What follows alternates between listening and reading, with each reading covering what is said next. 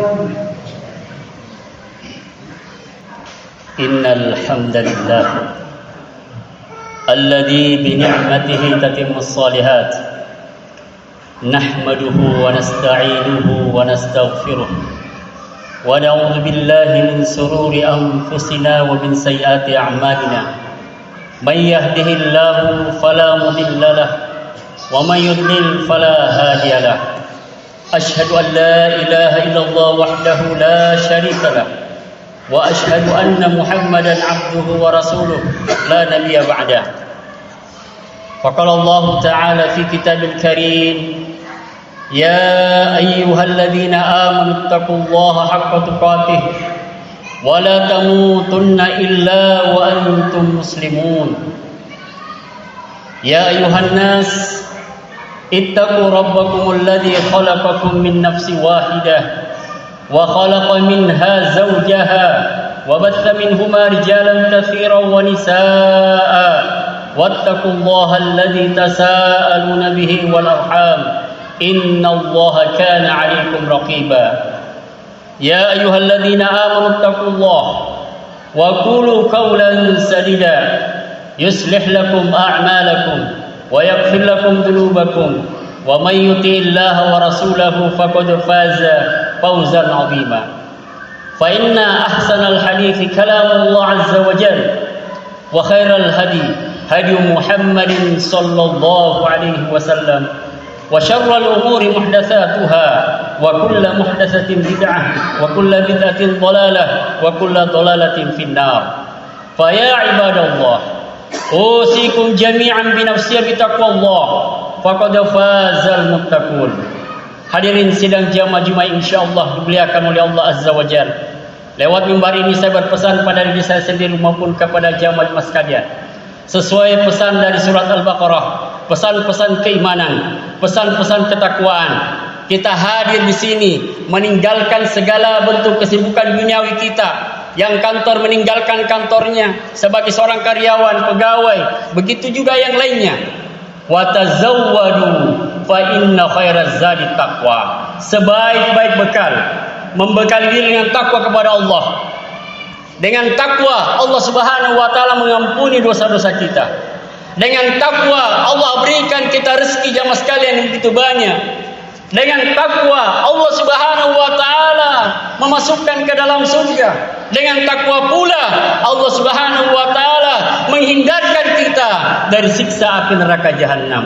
Wa tazawwadu fa inna khairaz zadi taqwa. At-taqwa hahuna, at-taqwa hahuna diucapkan sebanyak 3 kali oleh Nabi kita sallallahu alaihi wasallam. At-taqwa hahuna, takwa itu letaknya dalam hati jamaah sekalian saya muliakan oleh Allah. Seandainya bukan karena takwa, bukan karena iman yang terpatri dalam dada kita, tentu kita tidak menginjak masuk di masjid ini jamaah sekalian. Tentu kita akan menuruti hawa nafsu kita. Fa khalafa min ba'dihim khalqun adaa'us shalah wattaba'us syahwat fa sawfa yalqawna ghayya. Surat Maryam ayat 59. Maka datanglah pengganti suatu generasi yang buruk, suatu generasi yang bobrok, hancur akidahnya, hancur akhlaknya, hancur ibadahnya.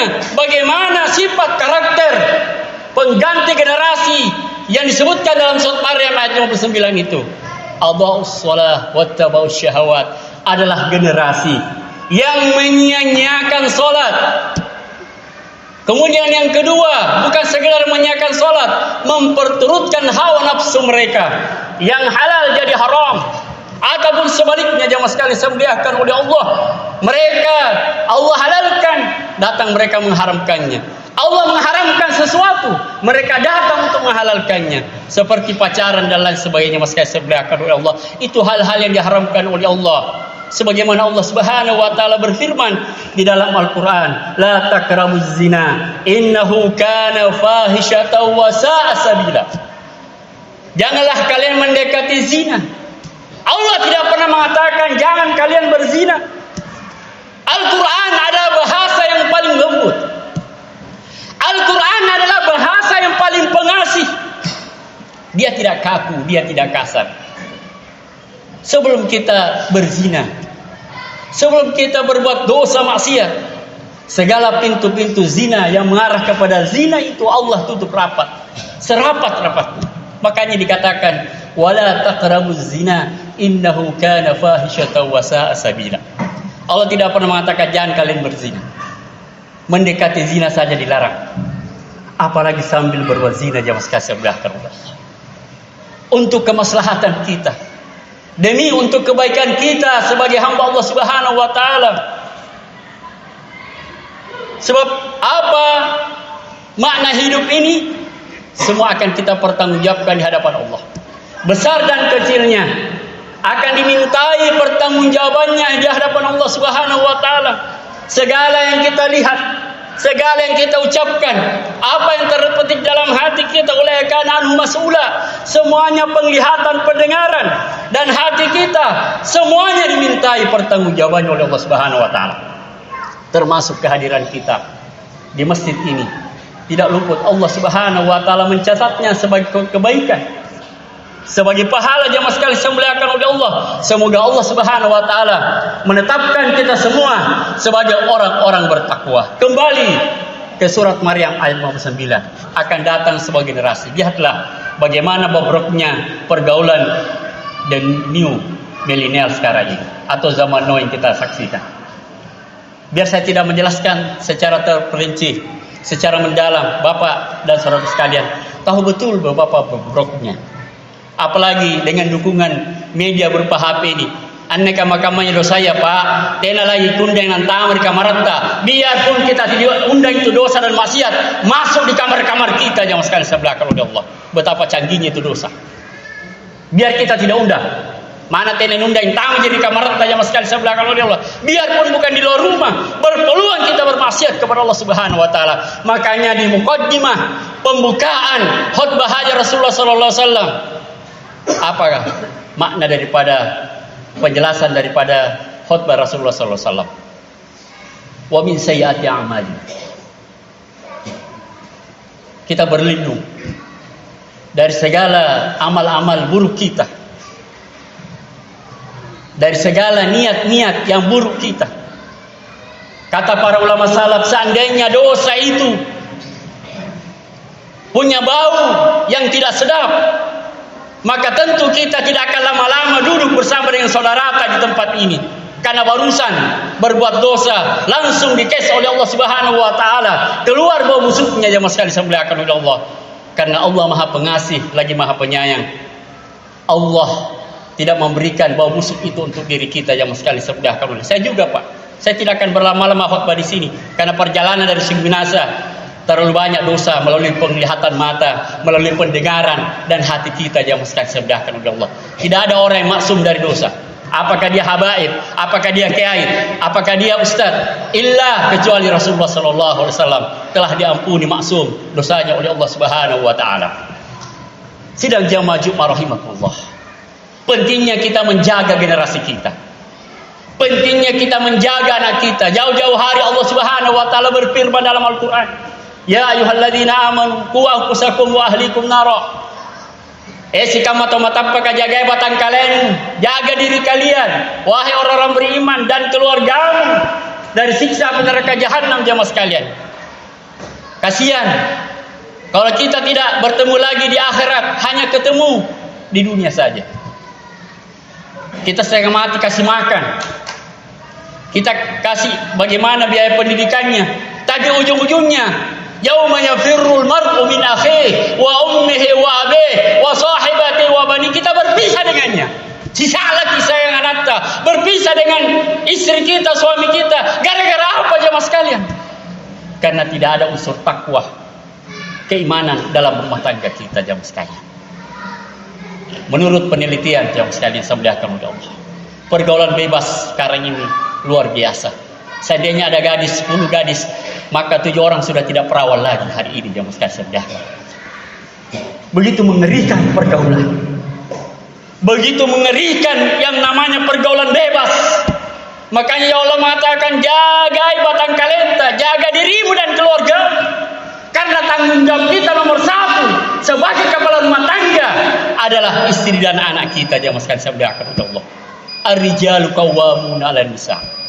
Laki-laki itu adalah pemimpin bagi perempuan, pemimpin bagi keluarganya, pemimpin bagi anak-anaknya. Semoga Allah Subhanahu wa taala melindungi kita dan keluarga kita dan masyarakat kaum muslimin dari segala bencana, dari segala musibah yang mungkin saja seperti di Palu kalau kita tidak siaga jamaah sekalian. Kalau tidak, kita perbaiki iman dan takwa kita kepada Allah Subhanahu wa taala. Aku li qouli hadza fil Qur'anil Karim, innahu huwal ghafurur rahim. Alhamdulillah, alhamdulillahi rabbil alamin, wal aqibatu lil muttaqin wala udwan illa 'alal zalimin. Pada khutbah yang kedua sebagai kesimpulan dari khutbah yang pertama, semoga Allah Subhanahu wa taala memberikan kepada kita sekalian usrah, keluarga-keluarga yang beriman, keluarga-keluarga yang bertakwa, dan semuanya masuk ke dalam surga Allah Subhanahu wa taala. Kasihan kalau kita tidak lagi bertemu mereka di surga Allah Subhanahu wa taala. Anak-anak kita, istri-istri kita, suami kita, kemenakan kita dan lain sebagainya. Semoga Allah Subhanahu wa taala menanamkan rasa ketakwaan dan keimanan di dalam keluarga kita, dalam bermasyarakat, berbangsa dan negara kita. Semoga para pemimpin kita mendapatkan petunjuk dari Allah Subhanahu wa taala. Semoga Allah Subhanahu wa taala melindungi saudara kita, terutama yang ada di Palestina dan sekitarnya. Semoga Allah Subhanahu wa taala melindungi kita juga dari segala musibah dan segala mara bahaya yang setiap saat akan mengancam kita. Mari kita berdoa kepada Allah Subhanahu wa taala. Semoga hari yang penuh barakah ini, di hari Jumat, kita banyak bersalawat kepada Nabi kita sallallahu alaihi wasallam. Innallaha wa malaikatahu yusholluna 'alan nabi. Ya ayyuhalladzina amanu shallu 'alaihi wa sallimu taslima. Allahumma ighfir lil muslimina wal muslimat wal mu'minina wal mu'minat al ahya'i minhum wal amwat. Rabbana hab lana min azwajina wa dhurriyyatina qurrata a'yun waj'alna lil muttaqina imama. Allahumma arinal haqqa haqqan warzuqna ittiba'ah wa arinal batila batila warzuqna ijtinabah. Allahumma ansuril muslimina fi Palestin wa fi Gaza wa fi kulli makan wa fi kulli zaman. Rabbana atina fid dunya hasanah wa fil akhirati hasanah wa qina adzabannar. Wa sallallahu wasallim ala nabiyyina Muhammad wa akhiru da'wana alhamdulillahi rabbil alamin.